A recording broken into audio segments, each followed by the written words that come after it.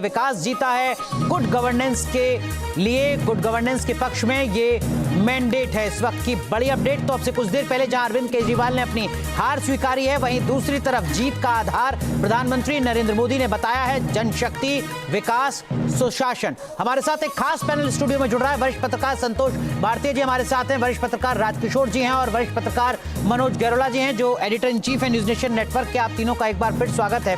Rajkishore sir, विपक्ष के लिहाज से तो विधानसभा में मजबूत स्थिति दिखेगी दिल्ली में, लेकिन जो विपक्ष के बड़े नेता हैं वो नजर नहीं आएंगे। ना अरविंद केजरीवाल होंगे, ना मनीष सिसोदिया होंगे, ना सौरभ भारद्वाज होंगे, ना सत्येंद्र जैन होंगे। कैसा विपक्ष? विपक्ष की मजबूत स्थिति वाकई दिखेगी क्या? क्योंकि 22 सदी जीते हुए दिखाई पड़ रहे हैं। 16 से तो बीजेपी ने कांटेक्ट कर लिया था 15-15 करोड़ देकर, तो वो 16 कहाँ जाएंगे? और 2013 याद करिए अनुराग, जब 28 सीटें मिली थी आम आदमी पार्टी को और भारतीय जनता पार्टी मात्र 4 सीटें कम थी सत्ता से, उस समय 14 विधायक में नाम लेकर भी बात कर सकता हूँ, वो भाजपा के साथ शामिल होने को तैयार थे। यहाँ एक समस्या समझनी पड़ेगी। आम आदमी पार्टी एक आंदोलन या अभियान का हिस्सा थी, कोई उसका वैचारिक अधिष्ठान है नहीं। कोई भी विचारधारा के बगैर और बिना किसी मुद्दे के कैसे सत्ता का गोंद जो अब तक झाड़ू की सीखों को रोक के रखे हुए था, वो सत्ता का गोंद हटने के बाद कहाँ जाएंगे? और ये जो तमाम जो विधायक जो जीत कर आए हुए हैं, ये वाकई रहेंगे क्या आम आदमी पार्टी में? क्योंकि वो बड़ी फुट हो जाएगी, वो अवश्यंभावी है। ये इबारत लिखी जा चुकी है और मैं फिर पहले लगातार कहता चला। ठीक है, लेकिन जरा इस तस्वीर को भी थोड़ा एक्सप्लेन कीजिएगा आप लोग। ये आतिशी जो चुनाव जीत गई हैं, मुख्यमंत्री थी दिल्ली की, बहुत दिलचस्प मुकाबला था रमेश बिधूड़ी के सामने। इस बार उनका मुकाबला, अलका लांबा भी वहां चुनावी मैदान में थी। अब वो कुछ मीडिया से बात भी कर रही हैं, लेकिन अपनी जीत का जश्न भी मना रही हैं। मतलब मुझे लगता है कि ये जो उनकी बॉडी लैंग्वेज है, इतना तो प्रवेश वर्मा नहीं चिढ़ा रहे होंगे अरविंद केजरीवाल को, जितना यादसी मान लेना को देख के वो चिढ़ रहे होंगे। को चिढ़ा रही संतोष भारती सर, क्या संतोष भारती सर ऐसा ही है जैसा राजकिशोर सर कह रहे हैं या कुछ और मतलब है? देखिए, राजकिशोर जी जो कह रहे हैं उसमें बहुत दम है। एक बार दोबारा वो दिखाते हैं तस्वीर आतिशी की। जी सर, कंप्लीट कीजिए आप। जी कंटिन्यू कीजिए सर, बताइए। पर मैं आपको 2-3 जानकारियां दे रहा हूं। हाँ, और मनोज जी आप अपने टीम से इसको वेरीफाई करा लीजिएगा। पहली चीज, भारतीय जनता पार्टी की जीत की वजह से आम आदमी में टूट होगी। राजकिशोर जी, मुझे ये नहीं लगता, क्योंकि उनको एक भी आदमी की ज़रूरत नहीं है, लेकिन एक पार्टी है, मेरी जानकारी है कि जिसका एक बड़ा नेता कांग्रेस का, वो भारतीय जनता पार्टी में जाने वाला है। अब ये मत कहिएगा कि उसने चुनाव भी लड़ा इस बार। और उसने उस नेता को ये तय हो गया है कि दिल्ली की राज्यसभा की सीट दी जाएगी। क्या उसने चुनाव भी लड़ा है उस नेता ने इस बार विधानसभा का? मान के चलिए कि लड़ा है। क्या लुटियन जोन से ही चुनाव लड़ा है? अब यार ये नहीं, मैं विधानसभा की बात नहीं कर रहा, मैं तो लुटियन जोन की बात। हाँ ठीक है, लुटियन जोन से ही है। तो वो उस आदमी से बातचीत तय हो गई है।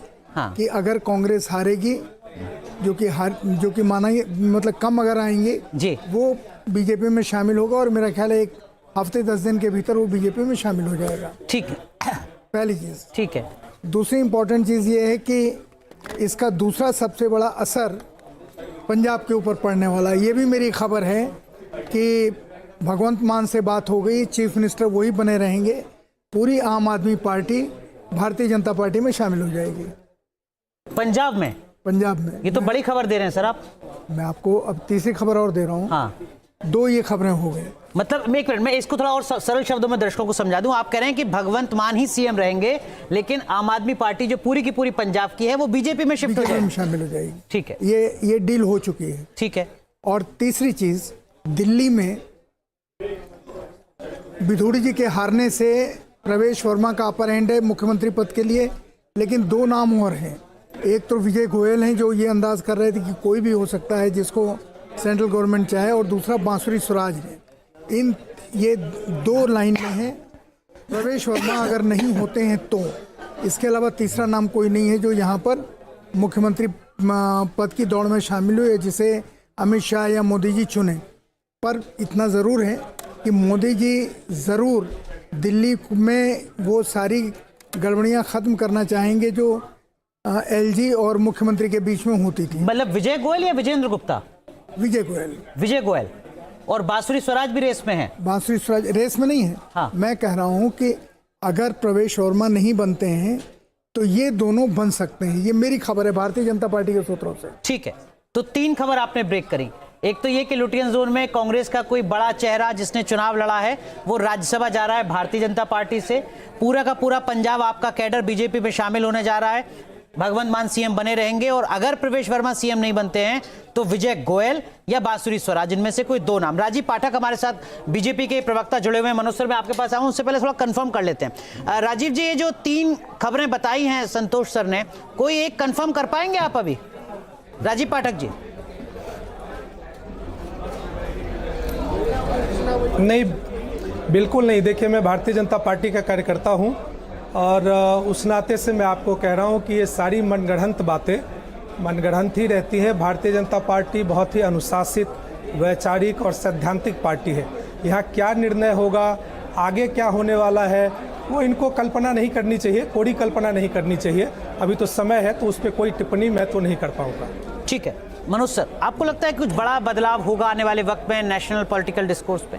देखिए, सबसे बड़ा बदलाव तो ये है कि आम आदमी पार्टी की हालत काफ़ी ज़्यादा ख़राब हो जाएगी और ख़ास तौर से इस हार के बाद तो अपने आप को इनको संभालना दिल्ली में ही मुश्किल होगा। और क्योंकि इस पार्टी की जो बुनियाद है वो दिल्ली में ही है, तो अगर इनकी बुनियाद ही कमज़ोर होगी तो इनके जो नेशनल एक्सपेंशन के जो प्लान थे वो तो ख़त्म होंगे ही होंगे। साथ में दिल्ली में जो आम आदमी पार्टी है और पंजाब की जो सरकार है, दिल्ली के जो नेता हैं और पंजाब में जो लोग हैं, तो दोनों के बीच क्या संबंध रहेंगे आने वाले टाइम पे ये देखना भी बहुत इंटरेस्टिंग होगा। तो जैसे संतोष भारती जी ने कहा कि हो सकता है कि उन्होंने कहा कि उनकी इन्फॉर्मेशन है कि ये पार्टी पूरी की पूरी ये बीजेपी में शामिल होगी। तो अब ये क्या है कि अब देखिए कि शामिल हो या ना हो वो तो मुझे मालूम नहीं, लेकिन जो दिल्ली की जो पार्टी है आम आदमी पार्टी, उससे एक हाथ का डिस्टेंस पंजाब की पार्टी जरूर कोशिश करेगी बनाने की। ठीक है राजकिशोर सर, लेकिन वो जो लुटियन जोन वाली बात है वो मैं थोड़ा आपसे भी कंफर्म करना चाहूंगा, क्योंकि आप तो लुटियन जोन को लगातार कवर भी कर रहे हैं। सर, क्या वाकई में ऐसी कोई अटकल है? नहीं, अभी हाल फिलहाल कुछ नहीं होने जा रहा, और ये मतलब जानकारी के आधार पर ही मैं भी बात कर रहा हूँ। हाल फिलहाल कुछ नहीं होने जा रहा क्योंकि बहुत ऑब्वियस हो जाएगा।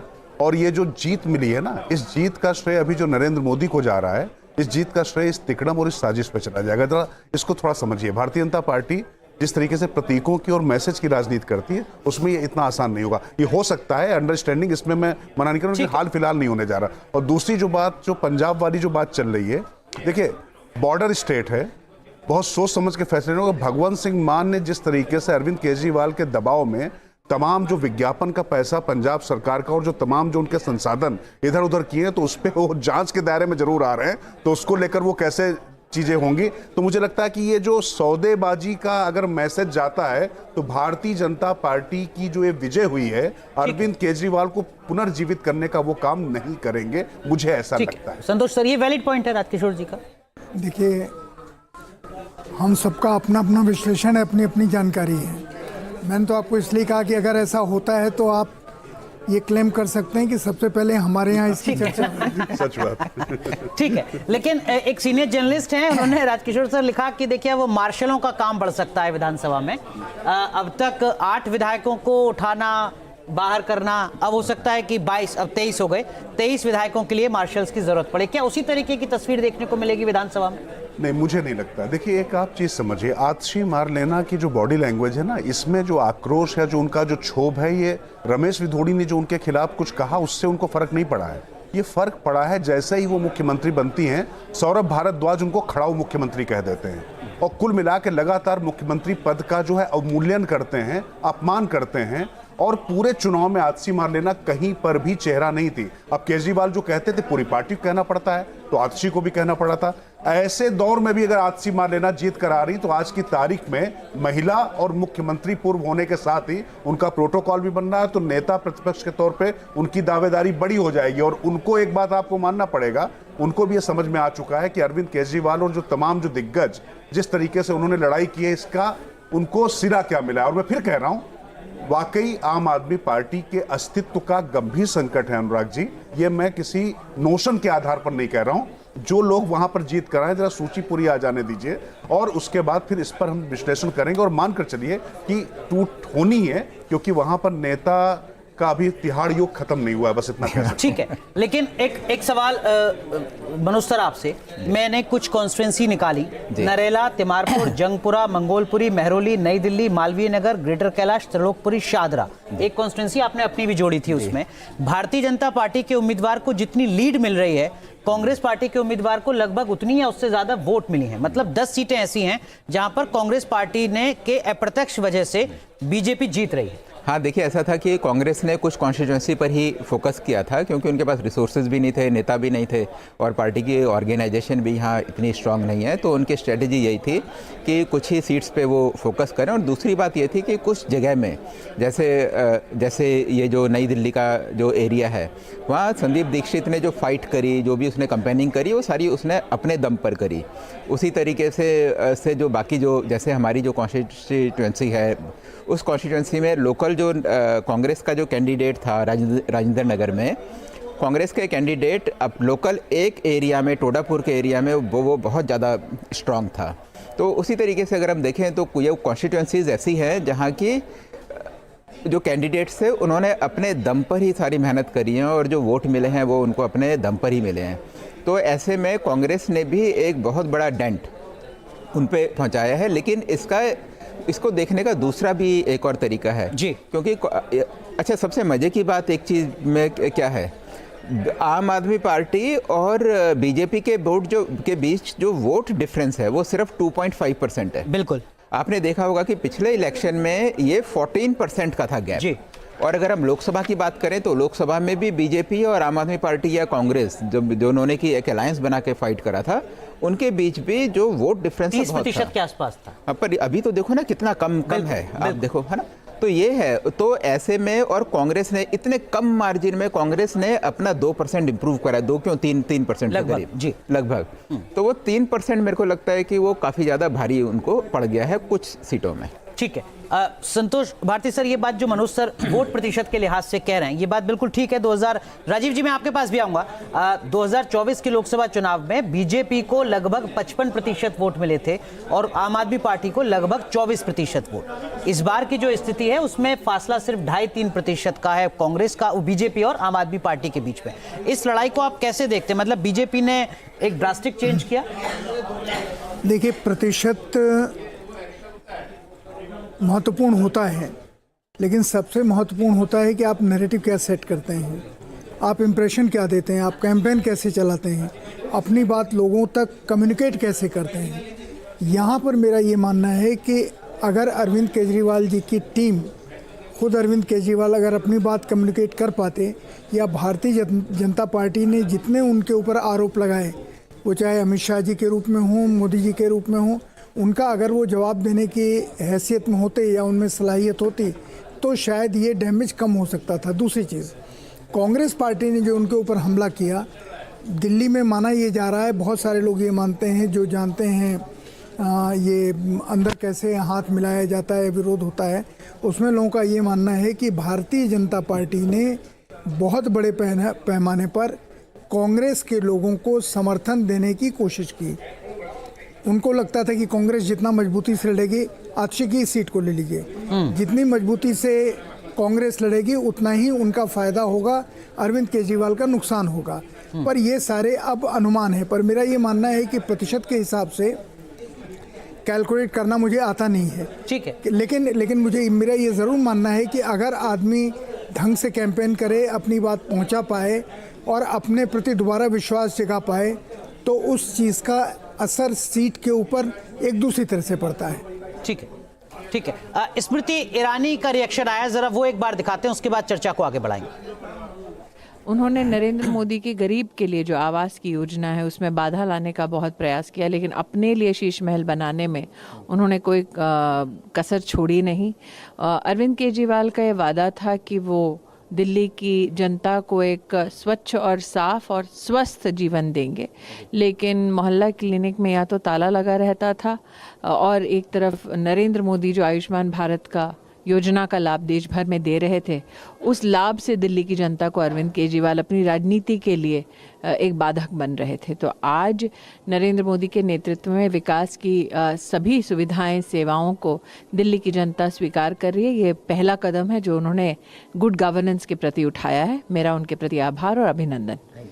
राजकिशोर सर, एक आंकड़ा और मुस्तफाबाद सीट का। मुस्तफाबाद सीट भारतीय जनता पार्टी ने जीत ली है। मोहन सिंह बिष्ट वहां से जीते हैं लगभग 17,500 वोटों के मार्जिन के साथ। आम आदमी पार्टी को लगभग इतने ही वोट नहीं मिले हैं क्योंकि लीड इतनी है 17,500 की, लेकिन जो AIMIM है उसने लगभग 33,000 वोट वहां पर लिए हैं। तो वो जो AIMIM को, अज़दुद्दीन ओवैसी को बीजेपी की बी टीम कहा जाता है, कम से कम दिल्ली की एक सीट पर तो साबित किया उन्होंने। देखिए, कहने को तो खैर मतलब हमने बिहार में भी देखा, जब नतीजे आए थे, जब वहां पर भारतीय जनता पार्टी थी, वहां 5 सीटें वो लेकर आए थे। तो अब ABC टीम, अब कहने को तो अरविंद केजरीवाल ने ये तक कह दिया था कि कांग्रेस के जो टिकट जो है वो भाजपा के मुख्यालय से वहां पर घोषित हो रहे हैं। वो कहने की कोई बात है, लेकिन हाँ, निश्चित तौर पर AIMIM ने जो वहां पर पूरी तरीके से ताकत लगाई, तो एक चीज तो समझ में आ गई कि जिस तरीके से दिल्ली दंगों के बाद ये तमाम मुद्दों पर जिस तरीके से केजरीवाल पीछे हट रहे थे और हिंदुत्व की जो लाइन उन्होंने खींचने की कोशिश की थी, उससे मुस्लिम वोटों में खासतौर से जहां पर ज्यादा रेडिकल बंदा आ गया, वहां पर मुस्लिम उनके साथ में चले गए। तो ये तो साफ साफ दिखाई पड़ रहा है यहाँ पर। लेकिन मुझे लगता है कि सिर्फ 1 या 2 सीटों से ये मान लेना कि इस प्रतिशत से इसका फर्क पड़ा है। ज्यादा महत्वपूर्ण, अनुराग जी, ये था मेरे हिसाब से कि किस तरीके से जो है केजरीवाल के जो क्रेडेंशियल्स जो डाउन हुए थे, उसको भारतीय जनता पार्टी बिना चेहरा होने के बावजूद केजरीवाल की छवि के बरक्स उनकी ही छवि खड़ी करने में कामयाब रही। ये ज्यादा महत्वपूर्ण है। और फिर मैं बार बार कह रहा हूं, पीएम का ये कहना मास्टर स्ट्रोक था कि दिल्ली में खुद देखूंगा और दिल्ली का कायाकल्प करूंगा और जन कल्याणकारी योजनाएं बंद नहीं होंगी। मुझे लगता है इससे लोगों को लगा कि इससे उनकी स्थिति में परिवर्तन नहीं आने वाला है और बेहतर स्थिति। राजीव पाठक, लेकिन इस चुनाव को जीतने के चक्कर में जो आपने वादे किए हैं, हरीश झा भी जुड़ गए, उनका भी रुख करेंगे। आपको लगता है राजीव जी आपने एक बड़ी लाइन खींच दी, आप कह रहे हैं कि हम 3 साल में यमुना साफ कर देंगे?